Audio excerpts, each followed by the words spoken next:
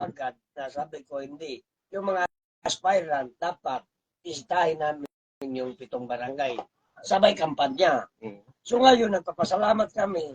Nakikita po namin actual mismo sa mga sityos yung immediate na mga problema. So tahimik po kami lahat. Sabi ko, kinausap ko yung mga grupo ko, yung team unity, na kung sakali pala rin tayo, alam na po natin kung ano yung pinaka-priority sa sityo na yan o sa barangay na yan. Noted na namin yun.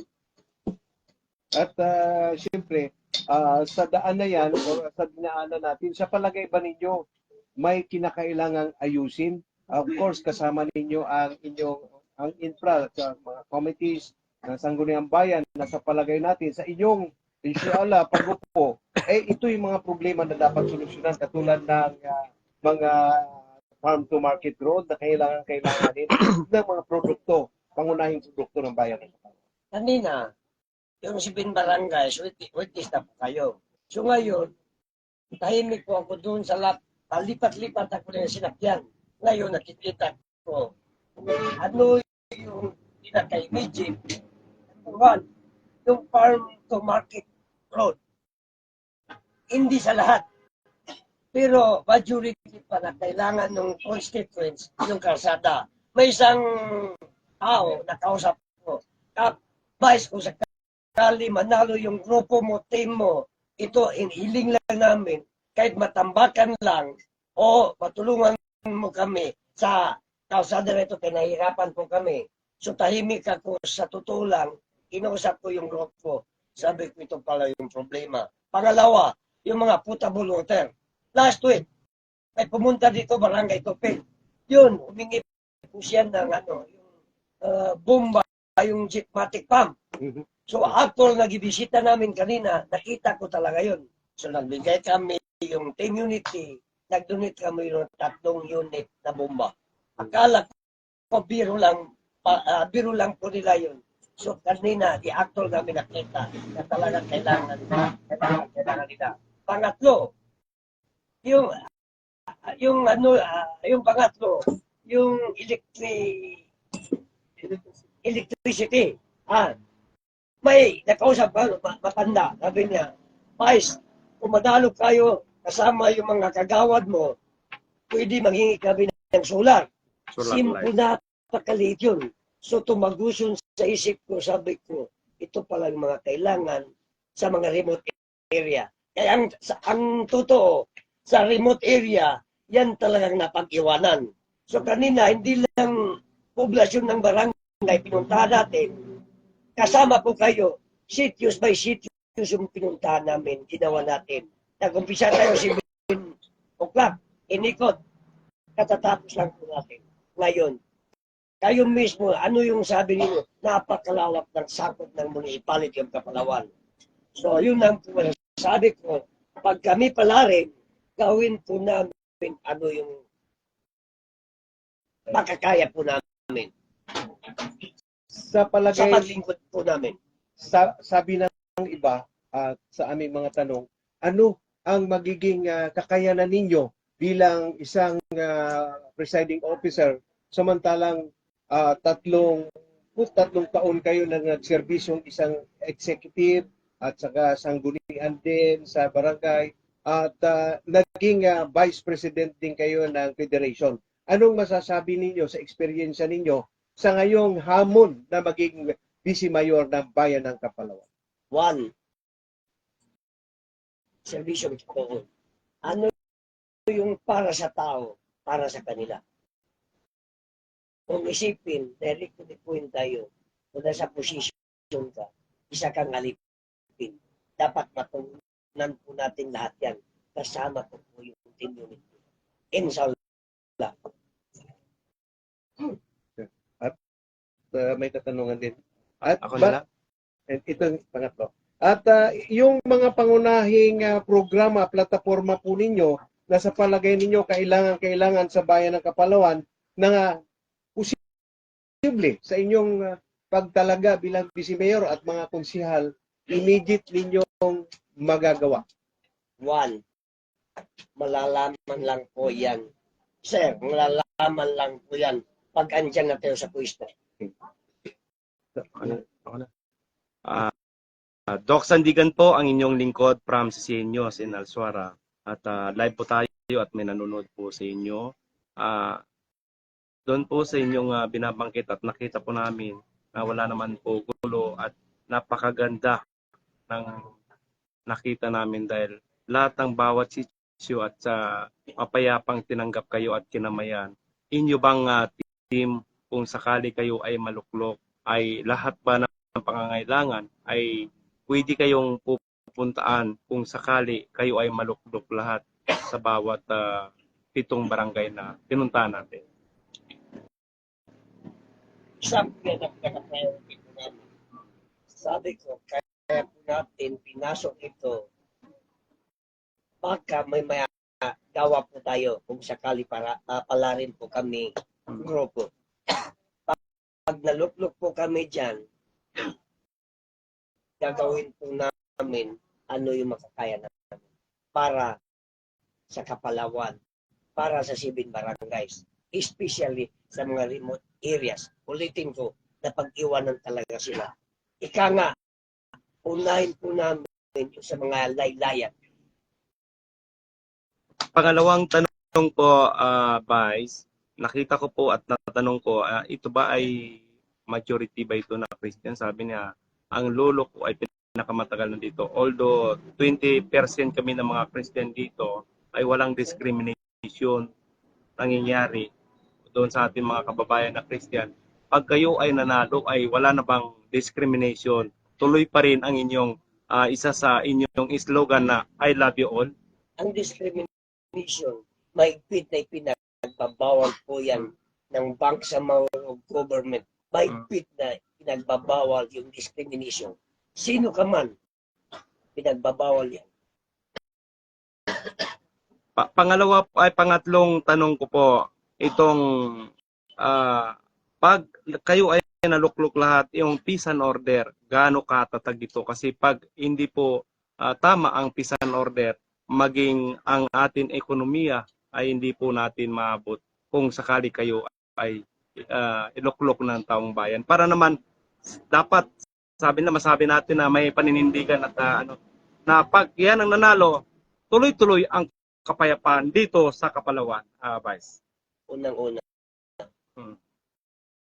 ang peace and order po sa bayan ng Kapalawan. Sa 8 municipalities, pwede po ipagbayabang yung municipality of Kapalawan sa peace and order. As of now, ayapa ang Kapalawan. Especially sa 7 barangay. Okay. Maraming salamat. Siguro balik sa iyo kasamang Bagwes at baka may... Sa 7 barangay, sa palagay ninyo, inshallah, makaupo po kayo. Ang mga madrasa na kinakailangan maging ang mga ustadjis na dapat na magtuturo, sa palagay ninyo, kasama ito sa programa o plataforma ninyo? Ang government may nakalaan po para sa mga ustadjis, especially sa education. Magka-English ka man o Arabic, especially yung Arabic. May nakalaan na budget po dyan. Yan po yung inaasahan na dapat maibigay po natin. Vice Mayor Dalit, live tayo ngayon sa TV9 Online.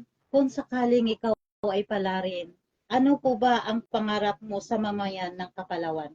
Pangarap ko po sa bayan ng Kapalawan, sino ka man natin yung pinipili, balin po natin sila lahat. Ika nga sa slogan namin, I love you all. Pag-servisyo po tayo, pantay-pantay. Kristiyanos ka man, lumad ka man, Muslim.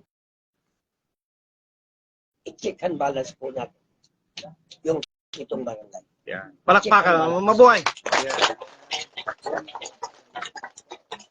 Siguro, mensahe, aspirant Vice Mayor, sa lahat ng mamayan, lalo na sa 7 barangay, at malapit na rin ang inyong pag-iikot sa pangungumpanya at minsan na kung saan kumakatok sa kanilang damdamin bilang mahal ninyo, bilang sa slogan na I love you all, ipapaalam po ninyo ang inyong mga layunin sa pamagitan ng mensahe. Dapat isama mo rin, Vice, yung mga tao mo, ano yung mga number at mga pangalan nila. Para naman ang inyong pagmamalay tunay dahil napakarami nyo at kayo ay nabuo, marami kayong magagawa. Gagawin po natin lahat sa makakaya po natin. Kasama ko po yung team unity. Ito lang po yung may papangako namin. Kung sakali, kami unang-una, ang pinaka-importante sa isang leader, may legal counsel ka, may advisor.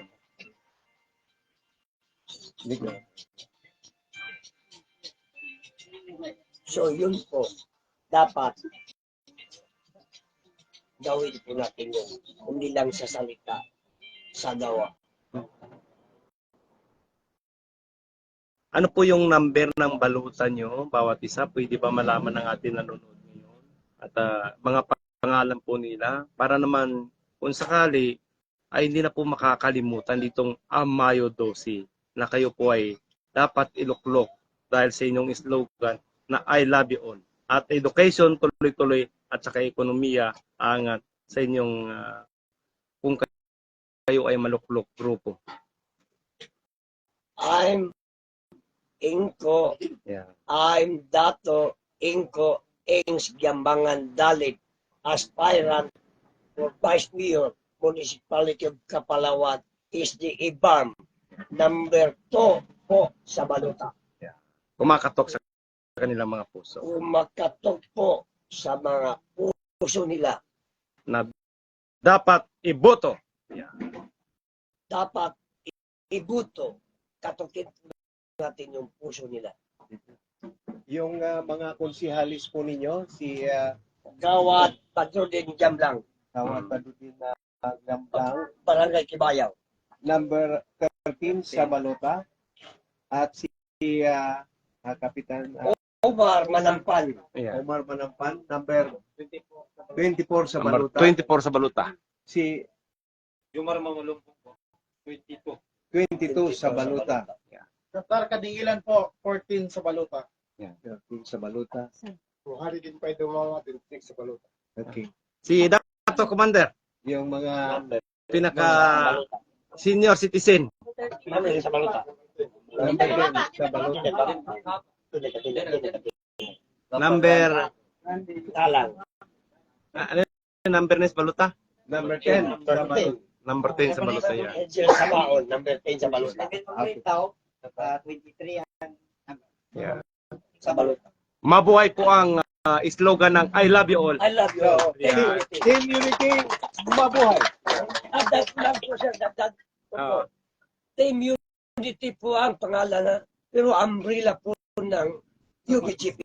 Yeah. Although independent, pero UBG din po kami lahat. Maraming salamat po at ito po yung aming panayam sa grupo ng Team Unity of I Love You All, si incoming Vice Mayor Dato Higco ano ba? Igco Jambangan Dalit. Jambangan Dalit. Lastly, Yeah. last, Sige. kung nakikinig yung sambayanan, May nanonood sa'yo. Okay. kung nakikinig yung sambayanan, especially yung sakop ng Kapalawan, ngayong araw, oras, sasabihin po namin, mahirap magsinungaling. Mm. Kaya relatives ko po sa kabila, yung dalawang aspirant na municipal mayor of Kapalawan, Pinansyagan Transceiver, ika nga niya, magka-relatives kami. Norman inalang, mas lalo kaming relatives. Ngayong araw, oras, ito na po, para hindi na po magtaka yung buong sambayanan. aspirant Pure Hamsa, Mm. magkadugo, magka-relatives kami. Pero alam ko maintindihan po niya kasi siya siyang profesional. Hindi naman po siya maniwala na ang aspirant vice mayor kasama ko po yung grupo na kumampi kami sa kanya. Alam ko, mabait, maintindihan po niya. So ngayon, ito na yung oras na i-declare po namin no hard feeling. Pagalit ko si Hamsa,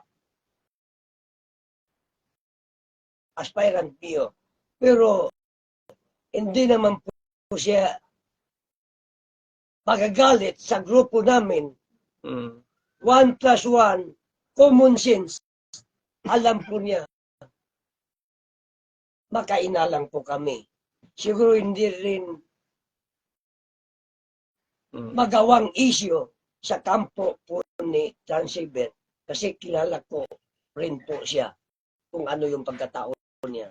So ngayon, bilang aspirant, ang mayor ko po,